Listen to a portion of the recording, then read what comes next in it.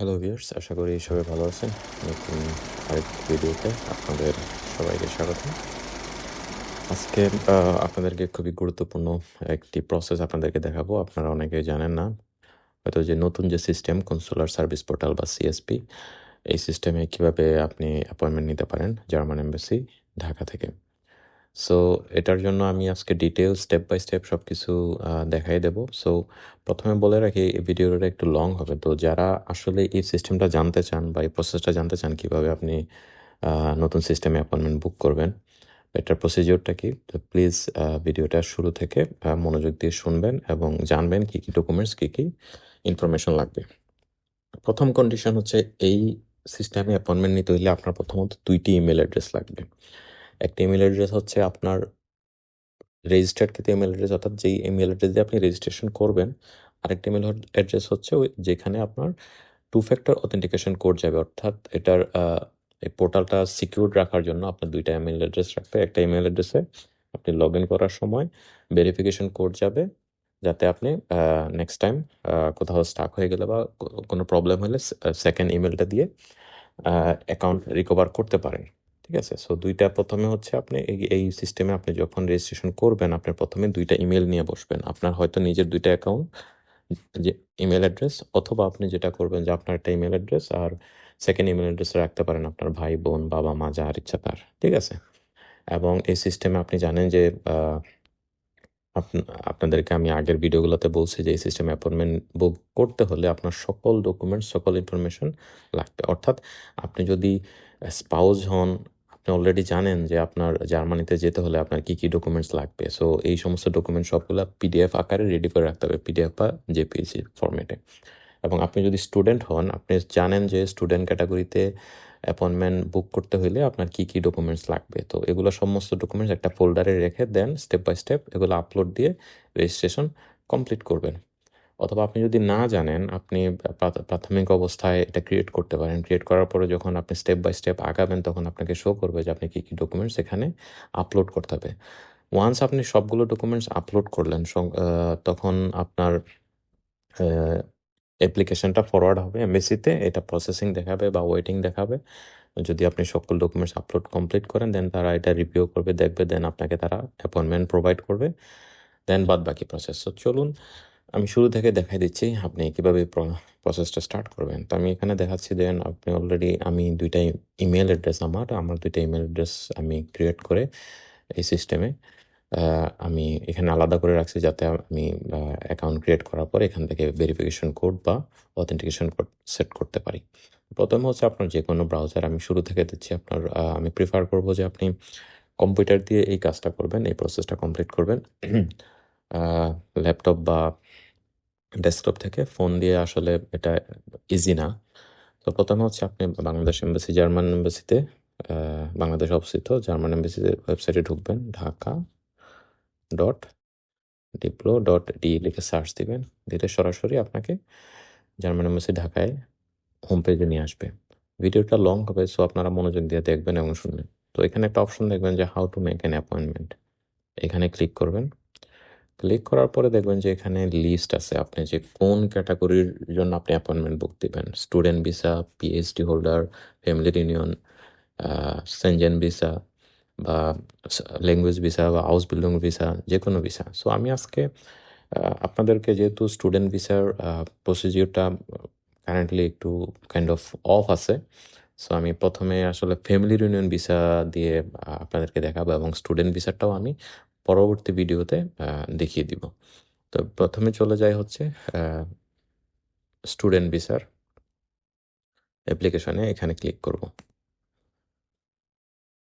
এখানে আসার পরে আপনারা চাইলে, আমি আসলে জার্মানি থেকে ভিডিওটা রেকর্ড করতেছি, যে কোনো অটোমেটিক এটা জার্মান হয়ে যাচ্ছে। আমি এটাকে ট্রান্সলেট করে নিচ্ছি যাতে সবসময় ইংলিশ দেখায়। সেটা আমাকে আবার হোম পেজে নিয়ে আসছে। ওকে, সো কনসুলার সার্ভিস পোর্টালে আমাকে নিয়ে আসছে। আমি হোম পেজে চলে যাই। আচ্ছা, আমি এখান থেকেও পাবো।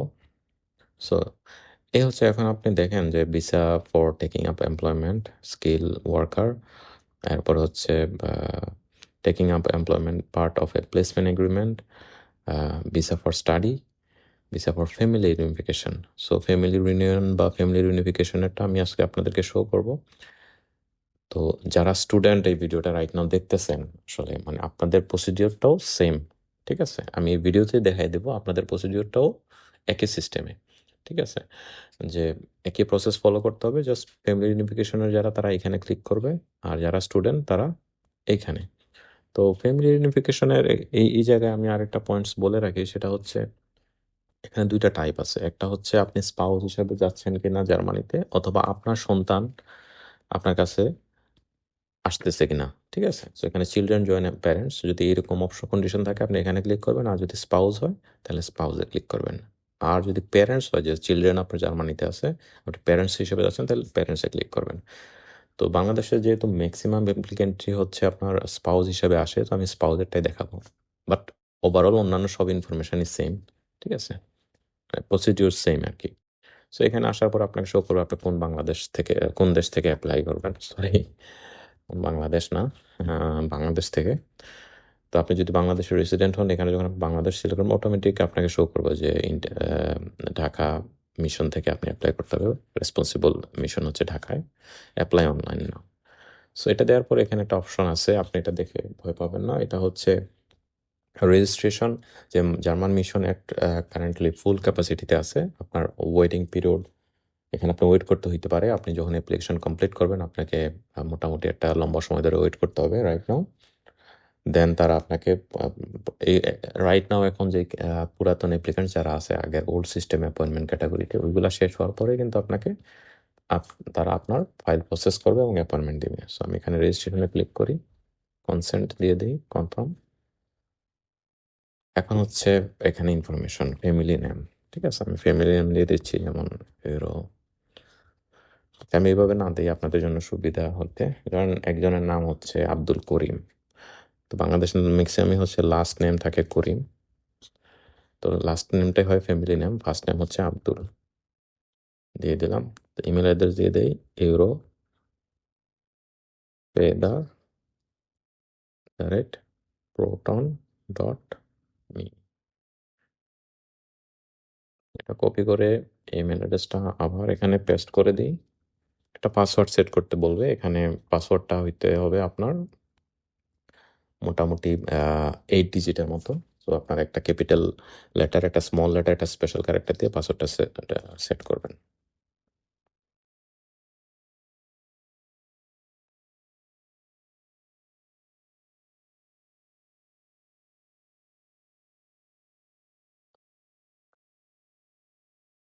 দেখেন এখানে আপনার পাসওয়ার্ড মাস্ট কন্টেন, যেটা দিয়ে দিচ্ছে অলরেডি, সেটা সবগুলো ম্যাচ করছে। আমার আর চিন্তা নেই, আমি ফার্দার প্রসেস যাবো। এখানে কনসেন্ট বক্সটাতে ক্লিক করে রেজিস্টার দেব।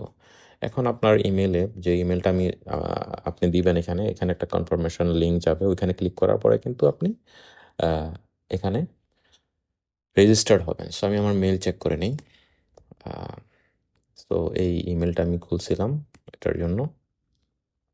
এইখানে হচ্ছে এরো ফেদারের ইমেলটা, আপনাদেরকে আমি ইমেলটা লোড করে দেখাই দিচ্ছি। যে দেখুন এখানে যে অলরেডি ঢাকা no reply@digitaltiplo.de থেকে একটা ইমেল আসছে। সো আমি কনফার্ম ইমেল অ্যাড্রেস ক্লিক করলাম। কনফার্ম ইমেল অ্যাড্রেস ক্লিক করার পরে সাকসেসফুলি আমার ইমেল অ্যাড্রেস কনফার্ম হয়েছে পোর্টালের জন্য। এখন আমি এখানে লগ ইন করবো, যে ইমেলটা দিয়ে আমি অ্যাকাউন্টটা ক্রিয়েট করছি। পাসওয়ার্ড দিয়ে দিব এখানে।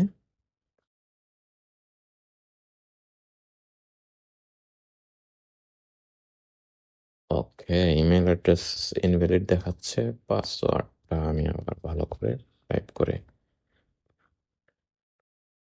পাসওয়ার্ড বলে গেলে আপনি এখান থেকে রিসেট করতে পারবেন, প্রবলেম নেই। এখন আমি আপনাদেরকে যে অপশনটা দেখাবো, যে দেখুন আপনি কিন্তু দুইটা ইমেল অ্যাড্রেস ছাড়া এটা কমপ্লিট করতে পারবেন। এই যে setting up to factor authentication, আমি এই জন্য বলছিলাম যে দুইটা ইমেল আপনার মাস্ট নিডেড। সেখানে আমি আমার সেকেন্ড ইমেলটা দিয়ে দিব। আমি একটা সেকেন্ড আপনাদেরকে দেখানোর জন্য একটা ইমেল অ্যাড্রেস ক্রিয়েট করছিলাম।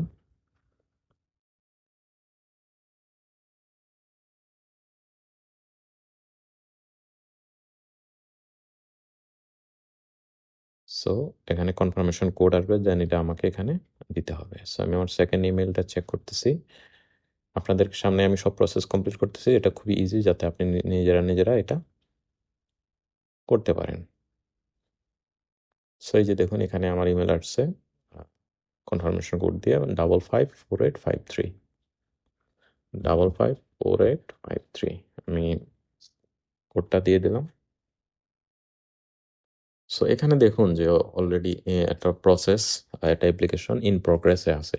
ঠিক আছে, আমি আজকে ক্রিয়েট করছি, লাস্ট এডিট আজকে, আপনি এডিট করতে পারেন। নাম্বার অফ অ্যাপ্লিকেশন 1, আপনি এখানে কিন্তু আরেকটা অ্যাপ্লিকেশন করতে পারেন।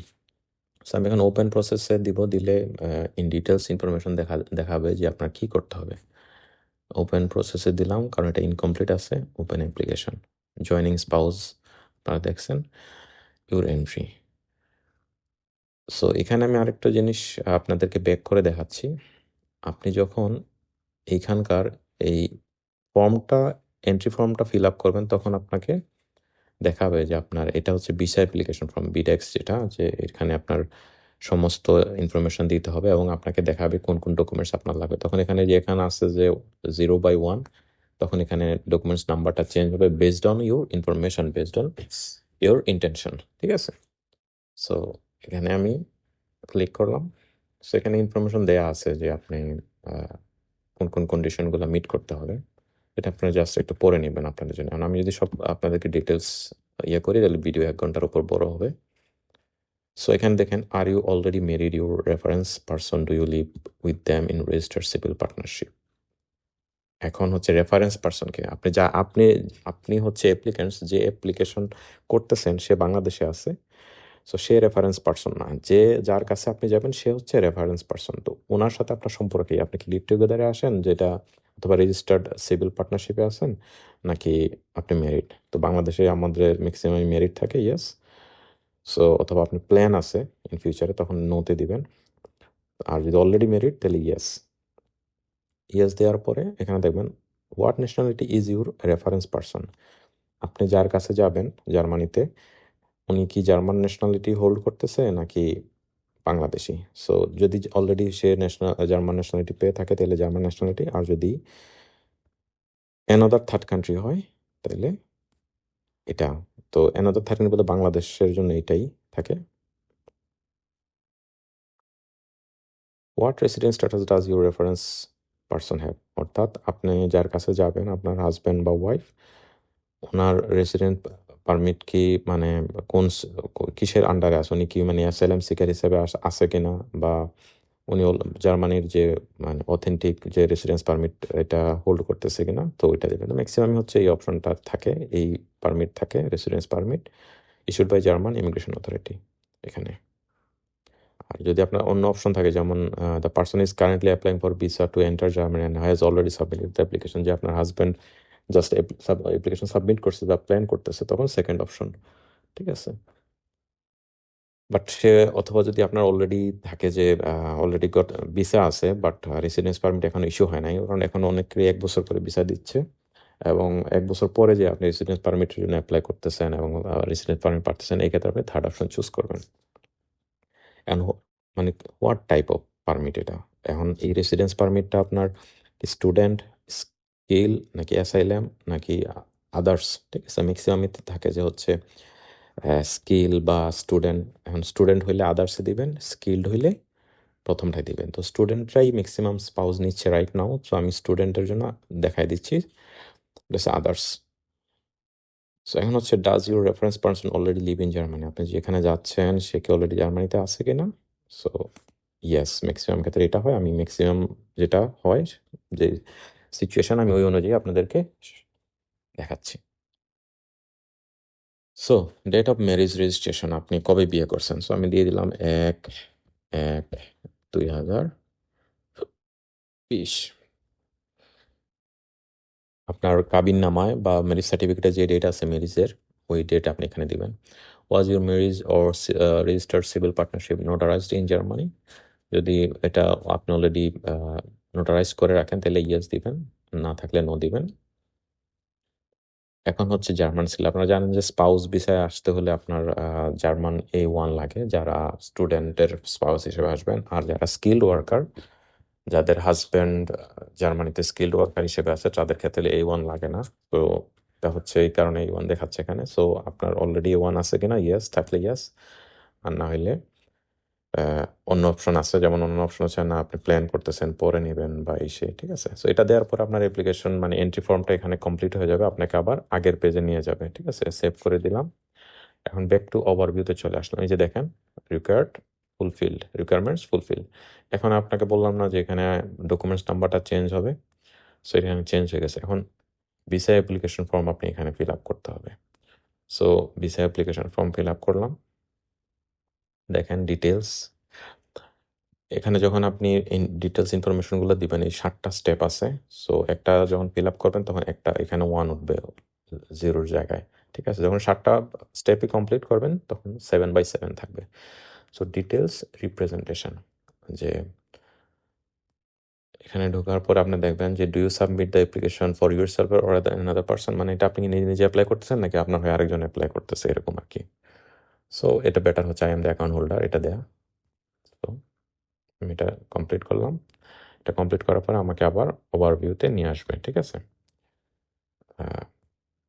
সো এই দেখেন আমি যেটা বলছি যে একটা স্টেপ কমপ্লিট। এখন আমি পার্সোনাল ডিটেলসে আসি, আরেকটা স্টেপ, যেটা এর আগে আমি দেখেছি। এখানে ডিটেলস ইনফরমেশন, যে আপনার family name, first name, date of birth, country of birth, আপনার ছেলে নামে, মেরিটাল স্ট্যাটাস, ন্যাশনালিটি, আগের ন্যাশনালিটি, আপনার চিলড্রেন আছে কিনা, ইয়েস নো, ঠিক আছে। তারপর প্যারেন্টস অ্যাপ্লিকেশন, আপনার যে অ্যাপ্লাই করতেছে ওনার বাবা মায়ের নাম, আপনার পেশা, ইন ডিটেলস অনেক, ঠিক আছে। আমি ওভারভিউতে চলে যাই। এটা ফিল আপ করতে গেলে মানে অনেক সময় লাগবে, আপনারা হয়তো বিরক্ত হবেন যে এত লম্বা ভিডিও কেন দিতেছি। সো আমি নেক্সট স্টেপটাও দেখাই দিব। সো এভাবে করে এই 7টা স্টেপ এখানে, ঠিক আছে। একটা আমরা কমপ্লিট করেছি, 1 2 3 4 5 6 7, ঠিক আছে। সো এখানে আমি লাস্ট অপশনটা আপনাদেরকে দেখাই দিচ্ছি আবার, যে আপনি what is your means of support in federal Republic in Germany, ঠিক আছে। যে আপনার হাজব্যান্ড কি আপনাকে স্পন্সর করবে কিনা, বা উনি কি আপনার ভরণ পোষণ গ্রহণ করবেন। তো ইয়েস হলে ইয়েস, আর নো হলে এখানে আপনি ব্লক অ্যামাউন্ট দিতে পারেন, ঠিক আছে। যে ইয়েস হইলে এখানে আপনার যে স্পন্সরশিপ কোন সিটি থেকে ইস্যু হয়েছে এবং এটা ডেট, আর যদি না থাকে এখানে ব্লক অ্যামাউন্ট বা ব্লক অ্যাকাউন্ট, ঠিক আছে। ব্লক অ্যাকাউন্ট দিলেন। আপনি কোথায় থাকবেন, যে জার্মানিতে, ঠিক আছে। আপনার হাজব্যান্ডের বাসার অ্যাড্রেস এখানে দিবেন, সিঙ্গেল রুম বা অ্যাপার্টমেন্ট, ঠিক আছে। এরকম এই ইনফরমেশনগুলো আর কি জাস্ট দিয়ে যাবেন। এখানে অনেক ইনফরমেশন আছে, আমি জাস্ট এগুলো স্কিপ করতেছি ভিডিওটা শর্ট করার জন্য, ঠিক আছে। এগুলো ফুলফিল করার পরে এই 7টা স্টেপ যেটা আমি দেখাইছি একটু আগে দেখাবে, ঠিক আছে। আপনি ব্যাক চলে আসবেন। এখানে যে 6টা ডকুমেন্টস, আমি এখন ডকুমেন্টসগুলো কীভাবে আপলোড করবেন সেটা দেখাচ্ছি। এখানে দেখেন যে প্রথমে হচ্ছে পাসপোর্ট, তারপরে হচ্ছে পাসপোর্টের হচ্ছে রেফারেন্স পার্সন, আপনি যার কাছে যাবেন তার passport, German language certificate, marriage certificate বা নিকানামা, এরপরে যার কাছে যাবেন তার ভিসা বা রেসিডেন্স পারমিট, জার্মানির রেসিডেন্স পারমিট, জার্মানিতে যার কাছে যাবেন, যদি মানে অন্যান্য রেসিডেন্স পারমিট থাকে তাহলে এটা, হেলথ ইন্স্যুরেন্স, এরপর হচ্ছে pre approval from foreign authority, যদি অলরেডি আপনাকে আউসল্যান্ডার বিউরো থেকে অ্যাপ্রুভাল দিয়ে থাকে এটা দিবেন, বা আদার্স যে ডকুমেন্টস আছে ওইখানে আপনি আপলোড দিতে পারেন। আমি একটা ডকুমেন্টস আপনাদেরকে আপলোড দিয়ে দেখাই দিতে পারি, যে আপলোড অপশনে আমি গেলাম, এখানে আপলোড অপশন আসলো।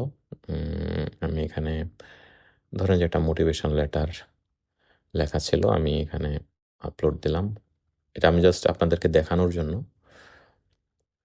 আমি এটা কমপ্লিট করার পরে এখানে শো করবে যে এই যে আপলোডেড ডকুমেন্ট, 6টা ডকুমেন্টসের মধ্যে আপনি একটা আপলোড করছেন। তো 6টা যখন কমপ্লিট হবে তখন অ্যাপ্লিকেশন এখানে আসবে যে কমপ্লিট, এখানে কমপ্লিট, ঠিক আছে। আর একবারে সামনে আসলে এখানে অ্যাপ্লিকেশন কি আছে, ওয়েটিং আছে, ওয়েটিং লেখা থাকবে, ইন প্রোগ্রেস টু ওয়েটিং। এবং এই জায়গাটা যে ইন প্রোগ্রেসের জায়গাটা, এখানে ডে বাই ডে এটা চেঞ্জ হবে। আপনার যখন ইন্টারভিউ ডেট দিবে এবং যখন আপনি ভিসা পাবেন, ডিসিশন মেড বা কমপ্লিট এরকম লেখা থাকবে। সো এখানে আপনি আরেকটা প্রসেস আপনি চাইলে ক্রিয়েট করতে পারেন, বাট এখানে লেখা আসছে যে 15 মিনিট পরে। সো আমি এটা বেশি সময় হয় না এটা ক্রিয়েট করছি, আমার অলরেডি এখানে আমি এডিট করছি কিছু সময়। সো আমি রাইট নাও পারবো না, আমি 15 মিনিট পরে আরেকটা অ্যাপ্লিকেশন ক্রিয়েট করতে পারবো। তো সেম প্রসেসে হচ্ছে স্টুডেন্ট অ্যাপয়েন্টমেন্ট ঠিক এভাবে এখানে নিয়ে আসবে। বাট আপনি যখন স্টুডেন্ট ইনফরমেশন দেবেন যে আপনি স্টাডির জন্য আসতেছেন, ব্যাচেলর মাস্টার্স, তখন আপনার ডকুমেন্টস বা আপনার ভিসা অ্যাপ্লিকেশন ফর্মটা ডিফারেন্ট হবে, আপনার স্টেপটা ডিফারেন্ট হবে। 7টার জায়গায় 9টা থাকতে পারে, 10টা থাকতে পারে বা কম থাকতে পারে। ডকুমেন্টসের জায়গায় 10টা থাকতে পারে বা আরও কম থাকতে পারে, বাট প্রসিজিওর সেম, সকল ভিসার প্রসিজিওরই সেম। ডকুমেন্টস এবং স্টেপগুলা একটু কম বেশি হতে পারে। তো এই হচ্ছে আজকের ভিডিও, আপনি কিভাবে অ্যাপয়েন্টমেন্ট নিতে পারেন সিএসপি বা ডিজিটাল সার্ভিস পোর্টালের মাধ্যমে। সো ভিডিও ভালো লাগলে অবশ্যই সাবস্ক্রাইব করবেন, আর আপনাদের কোনো কোয়েশ্চেন থাকলে এটা নিয়ে আপনারা অবশ্যই কমেন্টস করবেন।